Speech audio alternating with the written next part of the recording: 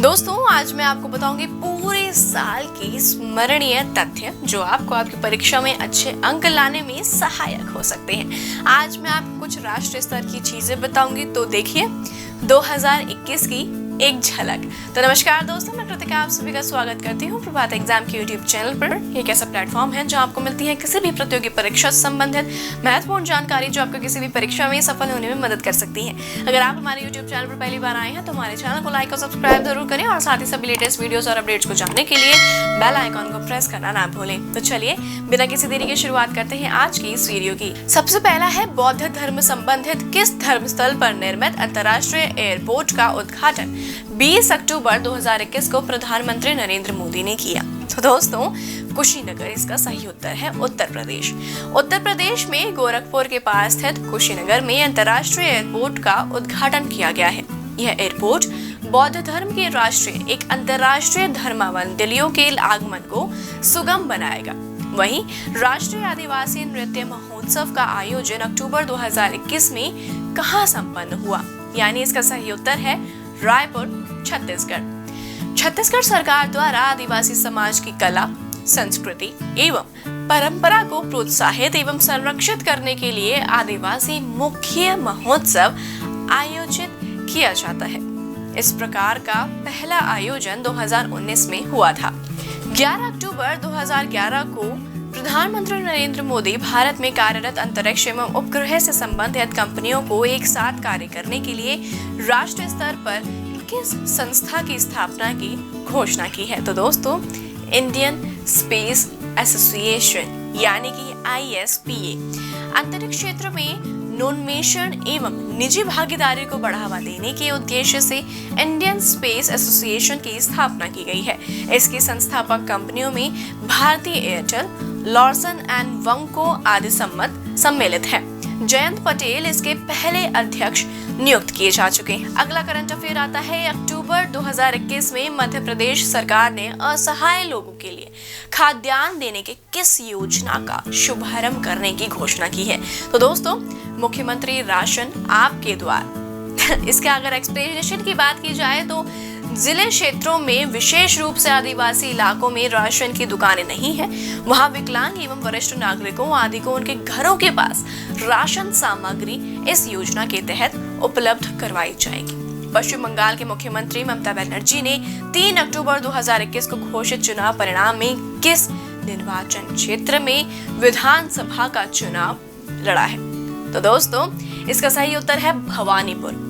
ममता बनर्जी ने मुख्यमंत्री बने रहने के लिए विधानसभा का सदस्य बनना अनिवार्य समझा और इसी के कारण भवानीपुर निर्वाचन क्षेत्र से, जिसमें भारतीय जनता पार्टी की उम्मीदवार प्रियंका टिब्रेवाल को 58,000 से अधिक वोटों से हराया। और वहीं विधानसभा मुख्यमंत्री निर्वाचन ममता बनर्जी ने नंदीग्राम में शुभेंद्ु अधिकारी से लगभग 1500 मतों से पराजित हो गई। भारतीय क्रिकेट कंट्रोल बोर्ड यानी BCCI के T20 क्रिकेट के इंडियन प्रीमियर लीग IPL में 14 सत्र में किस टीम ने विजय प्राप्त की है? इसका सही उत्तर है चेन्नई सुपर किंग्स। महेंद्र सिंह धोनी के नेतृत्व वाली चेन्नई सुपर किंग्स ने कोलकाता नाइट राइडर्स को फाइनल में 27 रन से हराकर विजय प्राप्त की। इसमें एक हैट्रिक रॉयल तेज हर्षल पटेल ने लगाई। चेन्नई सुपर किंग्स ने इससे पूर्व IPL 2010, 2011, 2018 में विजय प्राप्त की थी। 14 अक्टूबर 2021 को भारतीय बैंक संघ यानी कि IIA का नया चेयरमैन किसे चुना गया है? भारतीय बैंक संघ यानी कि इंडियन बैंक एसोसिएशन ने, जिसकी स्थापना सितंबर 1945 में लाभकारी संस्था के रूप में हुई थी, यह भारत में मैनेजमेंट के उत्पन्न के लिए उन्नयन के लिए कार्य करती है। इसके नए चेयरमैन यूको बैंक के MD 2021-22 के लिए व दृश्या के 2020-21 के लिए पुरस्कारों में क्रमशः सर्वश्रेष्ठ पुरुष एवं महिला खिलाड़ी के पुरस्कार किन भारतीय खिलाड़ियों को अक्टूबर 2021 में दिया गया है?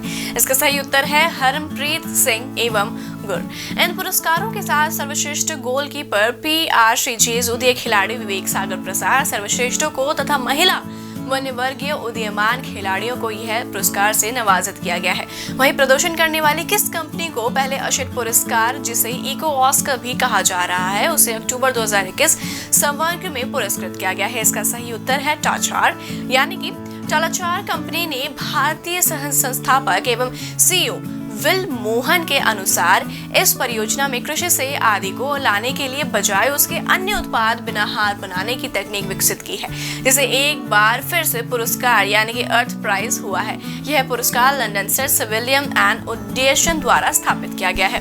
वहीं सार्वजनिक क्षेत्र की यात्री मान सेवा कंपनी एयर की है और पीलिया में किस सरकार की बोली जाती है, तो इसने यही स्वीकार किया है, जिसका सही उत्तर है टाटा औद्योगिक समूह। टिस्को करोड़ की बोली को सरकार में स्वीकार किया गया है और एयर इंडिया टाटा के ने 15 अक्टूबर 1932 को स्थापित की गई थी। भारत सरकार ने 1953 में एविएशन एक्ट के बाद इसको खरीद लिया था। भारत ने कोरोना वायरस पर विजय पाने के लिए 21 अक्टूबर 2021 तक रिकॉर्ड व्यक्तियों को वैक्सीनेशन भी लगाई है। International film festival of India यानी IIFT 20.28 नवंबर 2021 में कहाँ आयोजित होगा? तो दोस्तों, भारतीय अंतर्राष्ट्रीय फिल्म महोत्सव IFFI का आयोजन भारत सरकार के सूचना एवं प्रसारण मंत्रालय के फिल्म उत्सव DFF 1952 में किया जा रहा है। 2014 से गोवा में किया जा रहा है और फिल्म निर्माता निर्देशक सत्यजीत की 100वीं इस उपलक्ष्य में इस वर्ष के सजीएक्स इन सिनेमाघरों में आरंभ किया जाएगा। वहीं 15 अक्टूबर 2022 को जारी लोकतरहर इंडेक्स 2021 के अनुसार भारत का सूची में कौन सा स्थान है? वहीं बात की जाए तो 116 देशों में 101वां। भारत में भूखमरी की समस्या अत्यधिक गंभीर है और वहीं 2020 में भारत का 94वां स्थान हुआ करता था। आयुष्मान CPF योजना यानी कि दोस्तों, केंद्रीय गृह मंत्री अमित शाह ने 23 जनवरी 2021 को देश के सभी सशस्त्र पुलिस बलों के कर्मियों को केंद्रीय स्वास्थ्य बीमा कार्यक्रम का लाभ प्रदान करने के लिए आयुष्मान CPF योजना यानी आयुष्मान CAPF स्कीम का शुभारंभ किया है। इसके महत्वपूर्ण तथ्यों की बात कर ली जाए तो इस योजना के तहत केंद्रीय सशस्त्र पुलिस बलों, असम राइफल और राष्ट्रीय सुरक्षा गार्ड यानी कि NSG के लगभग 28 लाख कर्मियों और उनके परिवारों को आयुष्मान भारत प्रधानमंत्री जन आयोग यानी कि ABPMJ द्वारा कवर किया जाएगा। आयुष्मान भारत प्रधानमंत्री जन आयोग योजना सितंबर 2018 में शुरू। यह योजना दुनिया की सबसे बड़ी स्वास्थ्य आश्वासन योजना है। भारत में सर्वाधिक वन्यजीव सूचीबद्ध अस्पतालों में माध्यमिक और तृतीयक स्वास्थ्य उपचार के लिए प्रति परिवार प्रति वर्ष 5 लाख रुपए तक की धनराशि लाभार्थियों को मुहैया करवाई जाएगी। वहीं 10.74 करोड़ से अधिक गरीब और वंचित परिवारों को इस योजना से लाभ भी मिल सकता है। योजना सेवा स्थल पर लाभार्थी के लिए निःशुल्क सेवा प्रदान की जाएगी और वहीं योजना के तहत अस्पताल में भर्ती होने से 3 दिन पहले और 15 दिन बाद तक का नैदानिक उपचार, स्वास्थ्य उपचार व दवाइयां मुफ्त उपलब्ध हों। अगली चीज है भारत का नया आर्कटिक नीति समझौता। यानी दोस्तों, भारत ने जनवरी 2021 में एक नई आर्कटिक नीति मसौदे का अनावरण किया है। मुख्य उद्देश्य इसका है आर्कटिक क्षेत्र में वैज्ञानिक अनुसंधान, सतत पर्यटन तथा खनिज तेल और गैस की खोज को बढ़ावा देना। गोवा स्थित राष्ट्रीय ध्रुवीय एवं समुद्री अनुसंधान केंद्र, जिसे national centre for polar and ocean research NCPOR के नाम से जाना जाता है, ने वैज्ञानिक अनुसंधान का नेतृत्व करेगा और इसके लिए गतिविधियों का समन्वय करने के लिए एक नोडल निकाय के रूप में भी कार्य करेगा। नीति का उद्देश्य पेट्रोलियम अनुसंधान संस्थानों में खनिज तेल और गैस की खोज के लिए आर्कटिक से संबंधित कार्यक्रमों हेतु प्रभावी योजना तैयार करना और साथ ही आर्कटिक उद्यमों के साथ जुड़ने के लिए विशेष क्षमताओं और जागरूकता के निर्माण में पर्यटन और आतिथ्य क्षेत्रों को प्रोत्साहित करना है।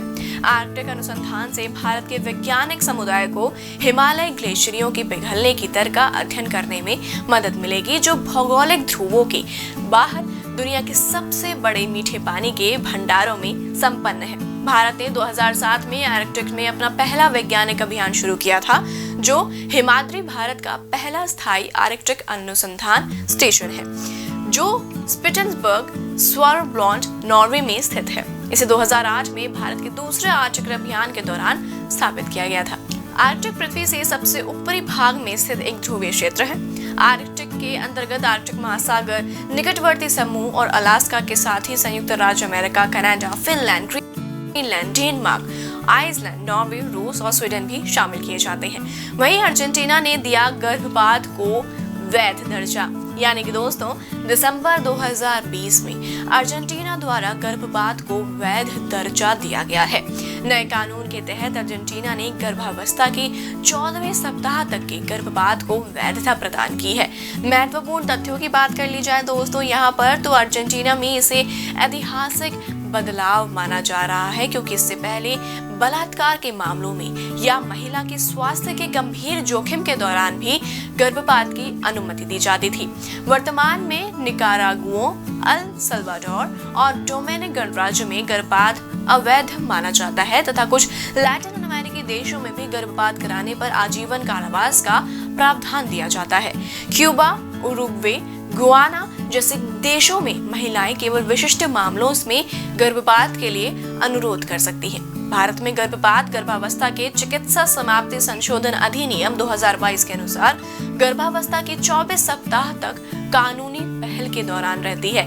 पहले यह अवधि 20 सप्ताह तक जारी की जाती थी। भावना कंठ गणतंत्र दिवस परेड में हिस्सा लेने वाली पहली महिला फाइटर पायलट रही हैं। यानी कि दोस्तों 26 जनवरी 2021 को 28 वर्षीय फ्लाइट लेफ्टिनेंट भावना कंठ गणतंत्र दिवस परेड में हिस्सा लेने वाली पहली महिला फाइटर पायलट बन चुकी हैं, जो गणतंत्र दिवस के मौके पर आयोजित परेड में भावना भारतीय वायुसेना की उस झांकी का हिस्सा थी जिसमें हल्के लड़ाकू विमान, हल्के लड़ाकू helicopters, Sukhoi 30, MKI fighter jet और रोहिणी रडार के मॉडल प्रदर्शित किए गए थे।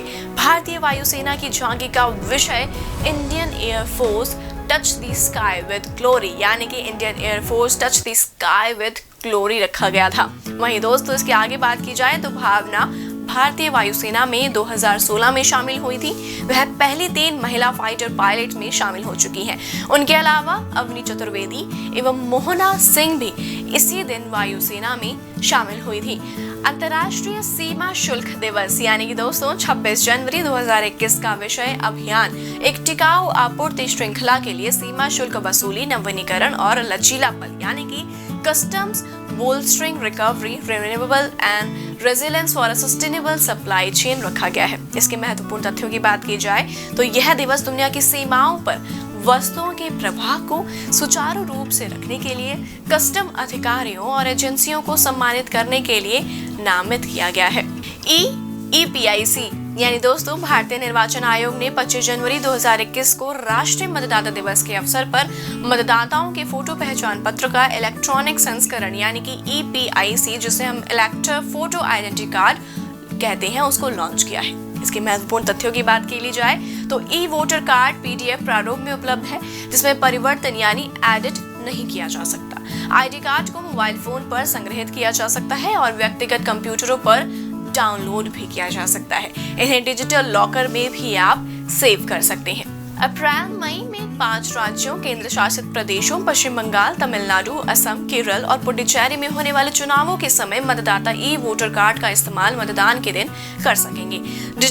डिजिटल कार्ड से मतदाता को हर बार प्रवास के कारण, पते में बदलाव के कारण नया कार्ड प्राप्त करने की आवश्यकता समाप्त हो जाएगी। पारंपरिक मतदाता कार्ड का उपयोग जारी रहेगा। विशेष सार संशोधन 2021 के दौरान विशिष्ट मोबाइल संख्या के साथ सिर्फ नए नामांकित मतदाता 25 जनवरी से 21 जनवरी 2021 तक EPIC डाउनलोड कर सकते हैं। यह सुविधा 1 फरवरी 2021 से अन्य सभी मतदाताओं को मिलने लगेगी। जिन मतदाताओं ने अपना फोटो पहचान पत्र खो दिया है या क्षतिग्रस्त हो गया है वह मुफ्त में डुप्लीकेट कार्ड डाउनलोड कर सकते हैं। हरिपुरा यानी दोस्तों 23 जनवरी 2021 को नेताजी सुभाष चंद्र बोस की जयंती पराक्रम दिवस के अवसर पर गुजरात के हरिपुरा में एक विशेष कार्यक्रम आयोजित किया गया था। हरिपुरा का नेताजी सुभाष चंद्र बोस के साथ एक विशेष संबंध रहा है। 1938 के ऐतिहासिक हरिपुरा अधिवेशन में ही नेताजी बोस ने कांग्रेस पार्टी का अध्यक्ष पद संभाला था। 23 जनवरी 2009 को हरिपुरा में ग्राम विश्व ग्राम परियोजना की शुरुआत की गई थी, जो आपके परीक्षा पॉइंट ऑफ व्यू से काफी ज्यादा महत्वपूर्ण है। साथ ही इस पहल ने गुजरात के IT बुनियादी ढांचे में क्रांति ला दी थी और राज्य के सुदूरवर्ती भागों के गरीब लोगों को प्रौद्योगिकी का लाभ भी हुआ था। वहीं हरिपुरा गुजरात के सूरत जिले में कटौट शहर के पास स्थित एक गाँव है। पराक्रम दिवस प्रधानमंत्री नरेंद्र मोदी ने 23 जनवरी 2021 को नेताजी सुभाष चंद्र बोस की 125वीं जयंती के अवसर पर कोलकाता में विक्टोरिया मेमोरियल में पराक्रम दिवस के उद्घाटन समारोह की अध्यक्षता की थी। इस अवसर पर नेताजी पर एक स्थायी प्रदर्शनी और एक प्रोजेक्शन मैपिंग शो का उद्घाटन किया गया था। प्रधानमंत्री द्वारा एक स्मारक सिक्का और डाक टिकट जारी किया गया था। इसके साथ ही नेताजी पर आधारित एक सांस्कृतिक कार्यक्रम आमरा नूतून जोम्बोरुरी दूत का भी आयोजन किया गया था। वहीं केंद्र सरकार ने नेताजी के अदम्य साहस और राष्ट्र की निस्वार्थ सेवा को सम्मान देने और याद करने के क्रम में नेताजी की जयंती 23 जनवरी को हर साल पराक्रम दिवस के रूप में मनाने का फैसला किया गया था। राष्ट्रीय युवा महोत्सव 2021 इसका आयोजन हर वर्ष 12 से 16 जनवरी को आयोजित किया जाता है। 12 जनवरी को स्वामी विवेकानंद की जयंती है, जिसे राष्ट्रीय युवा दिवस के रूप में मनाया जाता है। महोत्सव का विषय है युवा उत्साह नए भारत का। उद्देश्य है इसका देश के युवाओं को अपनी प्रतिभा का परिचय देने के लिए एक साथ एक मंच पर लाना, जहां एक लघु भारत का निर्माण करते हुए युवा औपचारिक और अनौपचारिक रूप से अपनी सामाजिक और सांस्कृतिक विशिष्टता पर विचारों का आदान प्रदान कर सकते हैं। 24वां राष्ट्रीय युवा महोत्सव वर्चुअल माध्यम से आयोजित किया गया था। यह महोत्सव युवा मामलों और साथ ही खेल मंत्रालयों, भारत सरकार द्वारा किसी एक राज्य सरकार के सहयोग से आयोजित किया जाता है। अंतर्राष्ट्रीय शिक्षा दिवस 24 जनवरी महत्वपूर्ण तथ्य यानी दोस्तों 3 दिसंबर 2018 को संयुक्त राष्ट्र महासभा ने सर्वसम्मति के साथ शांति और विकास के लिए शिक्षा की भूमिका के जश्न में 24 जनवरी को अंतर्राष्ट्रीय शिक्षा दिवस के रूप में मनाने का घोषित किया है और इसका संकल्प भी अपनाया है। सतत विकास लक्ष्य 4 के अंतर्गत 2030 तक समावेशी और समान गुणवत्ता वाली शिक्षा सुनिश्चित करना और सभी के लिए आजीवन सीखने के अवसरों को बढ़ावा देना इस उद्देश्य में शामिल है। सेना में परमाणु हथियारों के निषेध पर संधि 22 जनवरी 2021 की सेना में परमाणु हथियारों के निषेध पर संधि यानी कि treaty on the prohibition of the nuclear weapons TPNW हुई है। अब तक कुल 86 देशों ने इस समझौते पर हस्ताक्षर किया है और 60 से अधिक देशों द्वारा मंजूरी भी दी जा चुकी है, जो मौजूदा निरस्त्रीकरण उपायों जैसे परमाणु अप्रसार संधि नॉन प्रोलिफरेशन ट्रीटी NPT का पूरक है। अब परमाणु हथियारों के निषेध पर संधि अंतर्राष्ट्रीय कानूनों का एक हिस्सा है। परमाणु हथियारों के निषेध पर संधि TPNW के बारे में बात की जाए तो परमाणु हथियारों के निषेध पर संधि परमाणु हथियारों से मुक्त विश्व को प्राप्त करने के लिए लंबे और वैश्विक प्रयास में महत्वपूर्ण मील का पत्थर साबित हो सकता है। इसके बुनियादी दायित्वों की बात की जाए दोस्तों, परमाणु हथियारों के निषेध पर संधि यानी कि TPNW राज्यों को परमाणु हथियार या अन्य परमाणु विस्फोटक उपकरणों के विकास, परीक्षण, उत्पादन, निर्माण, अधिग्रहण, रखने या रखने से प्रतिबंधित करता है। साथ ही हस्ताक्षरकर्ताओं को परमाणु हथियार और अन्य परमाणु विस्फोटक उपकरणों को स्थानांतरित करने या प्राप्त करने से रोक दिया जाता है। इसके साथ साथ संधि के तहत निषिद्ध गतिविधियों के साथ कोई सफलता और ऐसे हथियारों पर नियंत्रण पर रोक भी लगाई जा सकती है। राज्यों को परमाणु हथियार और अन्य परमाणु विस्फोटक उपकरणों का उपयोग करने या धमकी देने से भी रोक सकता है। इसके अलावा राज्यों को अपने क्षेत्र में परमाणु हथियारों और अन्य परमाणु विस्फोटक उपकरणों को तैनात करने, स्थापना या तैनाती की अनुमति नहीं दी जा सकती। राज्यों को पीड़ितों को सहायता प्रदान करने और साथ ही पर्यावरण को सुदृढ़ करने के लिए प्रयासों में मदद करने के लिए बाध्य भी किया जाता है। अगर अब मैं आपसे बात करूं कुछ घटनाक्रमों की, तो न्यूयॉर्क में अपनाया गया 7 जुलाई 2017, न्यूयॉर्क के हस्ताक्षर के लिए स्वीकृति 20 सितंबर 2017, सेना में प्रवेश 22 जनवरी 2021, परमाणु हथियारों के निषेध पर संधि में शामिल नहीं होने वाले प्रमुख देश भारत न तो कोई पक्ष है और न ही संधि का समर्थन करता है। भारत ने TPNW पर वार्ता में भाग भी नहीं लिया है और लगातार यह स्पष्ट किया जा रहा है कि यह संधि का पक्ष नहीं बनेगा।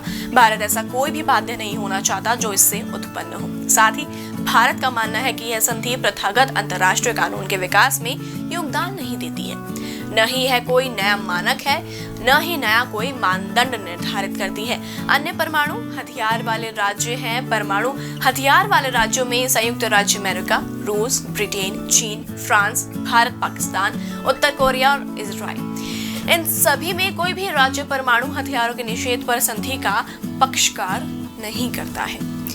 नाटो की बात कर ली जाए तो नाटो ने संधि का समर्थन करने से साफ साफ इनकार कर दिया है। जापान एकमात्र राज्य है जो वास्तव में एक परमाणु हथियार हमले से पीड़ित है। यह भी संधि से अलग हो गया है, हालांकि यह पूर्ण निरस्त्रीकरण के लिए प्रतिबद्ध है। एनपीटी वह संधि जो अभी भी अधर में लटकी हुई है।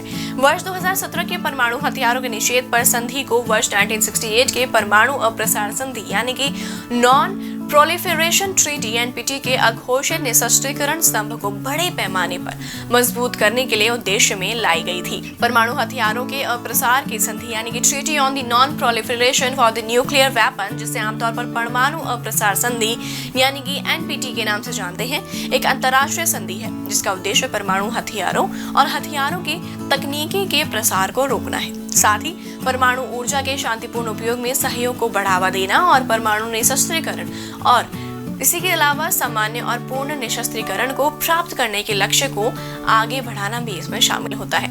एनपीटी को अभी भी क्यों लागू नहीं किया गया है, यह एक अहम सवाल है। तो दोस्तों, एनपीटी की दोषपूर्ण प्रकृति जो दुनिया को परमाणु हथियार रखने वाले और नहीं रखने वाले देशों में बांटती है, सबसे पहला इसका अहम मुद्दा है। दूसरा जो इसका अहम मुद्दा है वो है सुरक्षा दुविधा जो परमाणु हथियारों के दौड़ की ओर ले जाती है, जैसे कि भारत और पाकिस्तान परमाणु हथियार विकसित करने के मामलों में।